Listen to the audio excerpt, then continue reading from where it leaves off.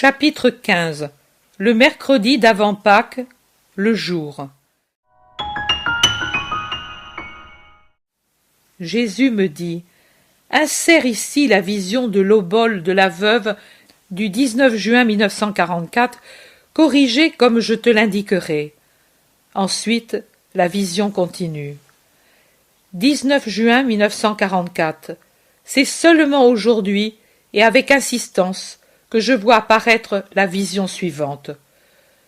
Au début, je ne vois que des cours et des portiques que je reconnais appartenir au temple, et Jésus, qui semble un empereur, tant il est solennel dans son vêtement rouge vif et son manteau rouge aussi, mais plus foncé, appuyé à une énorme colonne carrée qui soutient un arc du portique. Il me regarde fixement. Je me perds à le regarder, jouissant de lui, que depuis 2 jours je ne voyais ni n'entendais. La vision se prolonge ainsi longtemps, et tant qu'elle dure ainsi, je n'écris pas, car c'est ma joie. Mais maintenant que je vois la scène s'animer, je comprends qu'il y a autre chose, et j'écris. L'endroit se remplit de gens qui vont et viennent dans tous les sens. Il y a des prêtres et des fidèles, des hommes, des femmes et des enfants. Les uns passent, d'autres s'arrêtent, écoutent les docteurs, d'autres qui mènent des agneaux ou portent des colombes se dirigent vers d'autres endroits, peut-être pour les sacrifier. Jésus reste appuyé à sa colonne, il regarde et ne parle pas. Par 2 fois même, il a été interrogé par les apôtres et il a fait signe que non, mais il n'a pas parlé. Il observe avec beaucoup d'attention, et d'après son expression, il semble juger ceux qu'il regarde. Son regard et tout son visage me rappellent l'aspect que je lui ai vu dans la vision du paradis quand il jugeait les âmes dans le jugement particulier. Maintenant, naturellement, c'est Jésus. Homme, là-haut, c'était Jésus glorieux, et donc encore plus imposant. Mais les changements d'expression du visage, qui observe fixement, sont les mêmes. Il est sérieux, scrutateur, mais si parfois il est d'une sévérité à faire trembler le plus effronté, parfois aussi il est si doux, d'une tristesse souriante que son regard paraît une caresse.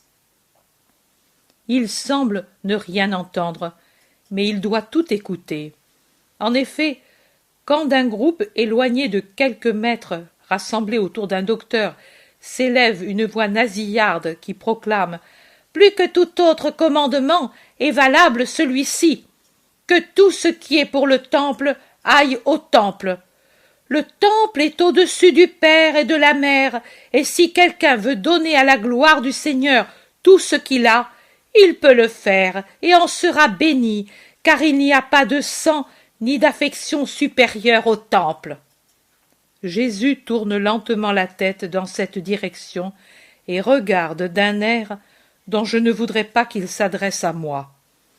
Il paraît regarder l'ensemble, mais quand un petit vieux tremblant s'apprête à gravir les 5 marches d'une espèce de terrasse qui est près de Jésus et semble conduire à une autre cour plus intérieure, et pointe son bâton et tombe presque en s'empêtrant dans son vêtement, Jésus allonge son long bras, le saisit et le soutient, et ne le laisse que quand il le voit en sûreté. Le petit vieux lève son visage ridé, regarde son grand sauveur, et murmure une parole de bénédiction. Et Jésus lui sourit et caresse sa tête à moitié chauve. Puis il revient contre sa colonne et s'en détache encore une fois pour relever un enfant qui glisse de la main de sa mère et tombe à plat ventre et tombe justement à ses pieds, en pleurant, contre la première marche. Il le relève, le caresse, le console. La mère, confuse, remercie. Jésus lui sourit aussi et lui rend le petit. Mais il ne sourit pas quand passe un pharisien bouffi d'orgueil, ni non plus quand passent en groupe des scribes et d'autres dont je ne sais pas qui ils sont. Ce groupe salue avec de grands gestes et des courbettes. Jésus les regarde si fixement qu'il semble les transpercer, et salue, mais sans chaleur. Il est sévère. Un prêtre aussi passe, et ce doit être un gros bonnet, parce que la foule s'écarte et le salue, et lui passe fier comme un paon. Jésus lui donne un long regard, un regard tel que celui-ci, qui pourtant est plein d'orgueil, baisse la tête. Il ne salue pas, mais il ne résiste pas au regard de Jésus. Jésus cesse de le regarder pour observer une pauvre petite femme vêtue de marron foncé qui monte honteuse les marches et va vers un mur où se trouvent des têtes de lions ou autres animaux du même genre, la bouche ouverte. Beaucoup s'y rendent, mais Jésus paraissait ne pas s'en occuper. Maintenant, au contraire, il suit la démarche de la petite femme. Son œil la regarde avec pitié et devient d'une grande douceur quand il la voit allonger une main et jeter dans la bouche de Pierre de l'un de ses lions quelque chose. Et quand la pauvrette, en se retirant, passe près de lui, il lui dit le premier « Paix à toi, femme !» Celle-ci, stupéfaite, lève la tête interdite. « Paix à toi !» répète Jésus. « Va, car le Très-Haut te bénit. » Cette pauvre femme reste bouche bée, puis murmure un salut et s'en va. « Elle est heureuse dans son malheur, » dit Jésus en sortant de son silence. « Maintenant elle est heureuse, car la bénédiction de Dieu l'accompagne. » Écoutez, amis, et vous qui êtes autour de moi. Voyez-vous cette femme? Elle n'a donné que 2 piécettes, moins qu'il n'en faut pour payer le repas d'un passereau en cage, et pourtant elle a donné davantage que tous ceux qui, depuis l'ouverture du temple à l'aurore, ont versé leur obole au trésor du temple. Écoutez, j'ai vu des riches, en grand nombre, mettre dans ses bouches des sommes capables de la rassasier pendant 1 année, et de revêtir sa pauvreté, qui n'est décente que parce qu'elle est propre. J'ai vu des riches qui, avec une satisfaction visible, mettaient des sommes avec lesquelles on aurait pu rassasier les pauvres de la cité sainte pendant 1 jour ou plus, et leur faire bénir le Seigneur. Mais en vérité, je vous dis que personne n'a donné plus qu'elle. Son obole est charité, l'autre ne l'est pas. Elle est générosité, l'autre ne l'est pas. Elle est sacrifice, l'autre ne l'est pas. Aujourd'hui, cette femme ne mangera pas, car elle n'a plus rien. Il lui faudra d'abord travailler pour un salaire pour qu'elle puisse donner du pain à sa faim. Elle n'a pas de richesse en réserve, elle n'a pas de parents qui gagnent pour elle. Elle est seule. Dieu lui a enlevé parents, mari et enfants, lui a enlevé le peu de bien qu'il lui avait laissé, et plus que Dieu le lui ont enlevé les hommes, ces hommes qui maintenant, avec de grands gestes, vous les voyez, continuent de jeter à l'intérieur leur superflu, dont une grande partie est extorquée par l'usure aux pauvres, main de ceux qui sont faibles et qui ont faim. Eux disent qu'il n'y a pas de sang ni d'affection supérieure au temple, et de cette façon enseignent à ne pas aimer le prochain. Moi, je vous dis qu'au-dessus du temple, il y a l'amour. La loi de Dieu est amour, et il n'aime pas qui n'a pas pitié de son prochain. L'argent superflu, l'argent souillé par l'usure, par la rancœur, par la dureté, par l'hypocrisie, ne chante pas la louange de Dieu et n'attire pas sur le donateur la bénédiction céleste. Dieu le rejette. Il engraisse cette caisse, mais ce n'est pas de l'or pour l'encens, c'est de la boue qui vous submerge, ô ministres qui ne servez pas Dieu, mais votre intérêt. Mais c'est un lacet qui vous étrangle, ô docteurs, qui enseignez une doctrine de votre invention. Mais c'est un poison qui vous corrode ce reste d'âme que vous avez encore, ô pharisiens. Dieu ne veut pas ce qui reste. Ne soyez pas des Caïns. Dieu ne veut pas ce qui est le fruit de la dureté.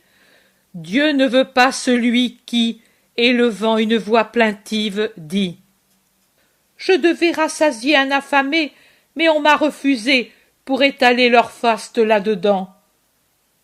Je devais aider un vieux père, une mère chancelante, et on m'a refusé parce que cette aide n'aurait pas été connue du monde, et je dois raisonner ma sonnerie pour que le monde voie le donateur.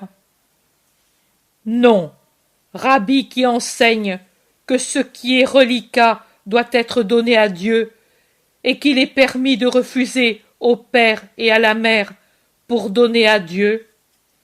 Le premier commandement, c'est « Aime Dieu de tout ton cœur, de toute ton âme, de toute ton intelligence, de toute ta force. » Ce n'est donc pas le superflu, mais ce qui est notre sang qu'il faut lui donner en aimant souffrir pour lui. Souffrir, non pas faire souffrir. Et s'il en coûte beaucoup, de donner parce qu'il est désagréable de se dépouiller des richesses, et que le trésor est le cœur de l'homme, vicieux par nature. C'est justement parce qu'il en coûte qu'il faut donner. Par justice, car tout ce que l'on a, on l'a par la bonté de Dieu. Par amour, car c'est une preuve d'amour d'aimer le sacrifice pour donner de la joie à ceux qu'on aime. Souffrir pour offrir. Mais souffrir, non pas faire souffrir, je le répète, car le second commandement dit « Aime ton prochain comme toi-même » et la loi précise qu'après Dieu, les parents sont le prochain à qui l'on a l'obligation de donner honneur et aide. Je vous dis donc, en vérité, que cette pauvre femme a compris la loi mieux que les sages, et qu'elle est justifiée plus que tout autre, et bénie, puisque dans sa pauvreté, elle a tout donné à Dieu, alors que vous donnez le superflu, et le donnez pour grandir dans l'estime des hommes. Je sais que vous me haïssez parce que je parle ainsi, mais tant que cette bouche pourra parler, elle parlera de cette façon. Vous joignez votre haine pour moi au mépris pour la pauvresse que je loue, mais ne croyez pas faire de ces deux pierres un double piédestal pour votre orgueil. Ce sera la meule qui vous broiera. Allons, laissons les vipères se mordre pour augmenter leur venin. Que celui qui est pur, bon, humble, contrit, et qui veut connaître le vrai visage de Dieu, me suive. Jésus dit, « Et toi, à qui rien ne reste, puisque tu m'as tout donné, donne-moi ces deux dernières piécettes. Devant tant que tu m'as donné, elles sembleront pour les étrangers un rien, mais pour toi, qui n'as plus qu'elles, elles sont tout. Mets-les dans la main de ton Seigneur, et ne pleure pas, ou du moins, ne pleure pas seul. Pleure avec moi, qui suis le seul qui puisse te comprendre, et qui te comprend sans la brume d'humanité, qui est toujours un voile intéressé pour la vérité. »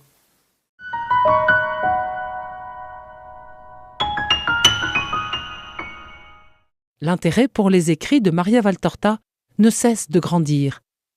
Et les fruits récoltés, vocation, conversion, sont immenses. Visionnaire de la vie du Christ, de la conception de Marie jusqu'au début de l'Église, sa description des personnages, de leur psychologie, la précision des lieux où ils évoluent, des coutumes et mœurs de l'époque, est proprement sidérante et à ce jour inégalée.